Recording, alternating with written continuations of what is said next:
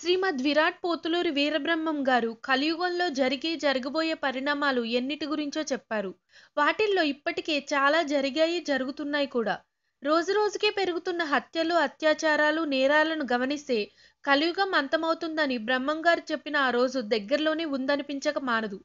అయితే కలియుగం అంతానికి ముందు మనుషుల ప్రవర్తన ఎలా ఉంటుందని బ్రహ్మం గారు చెప్పారో తెలిస్తే ఇంత ఘోరంగా తయారవబోతున్నామా అని భయపడటం ఖాయం. మనుషులలో జాలి, దయ, సహనం, శుభ్రత, జీవన ప్రమాణాలు అన్నీ తగ్గిపోతాయట. బంధుత్వాల కన్నా డబ్బుకే ఎక్కువ విలువిస్తారట. స్త్రీ పురుషులు కేవలం సెక్స్ కోసమే కలిసి జీవిస్తారు. వారి మధ్య ఎలాంటి ప్రేమానురాగాలు ఉండవు. డబ్బు లేని వారిని హీనంగా చూస్తారు. ఎవ్వరికి ఎటువంటి లక్ష్యం ఉండదు. ఆ పూట కడుపు నిండిందా లేదా అన్న దాని గురించి మాత్రమే ఆలోచిస్తారు. వ్యాపారులలో అన్యాయం రాజ్యమేలుతుంది. కష్టపడ్డ వారికి గుర్తింపు ఉండదు. కష్టమంతా బూడిదలో పోసిన పన్నీరే అవుతుంది. భజనగాళ్లకి అవి మంచి రోజులు. దేవుడిని పూజించకుండా గారడీ చేసే వారినే ప్రజలు నమ్ముతారు. కపట నాటకంతో ఉన్నవారికే పగ్గాలు అప్పచెపుతారు. ఈ కాలంలో అవినీతి పరులదే రాజ్యం. మంచికి విలువ ఉండదు.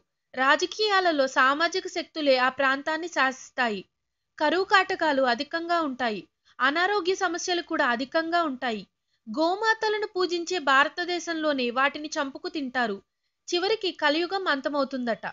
ఈ పైన చెప్పిన లక్షణాల్లో చాలా వరకు ఇప్పుడు మనకు కనిపిస్తూనే ఉన్నాయి. If you like the video, please like us and subscribe Tollywood Nagar.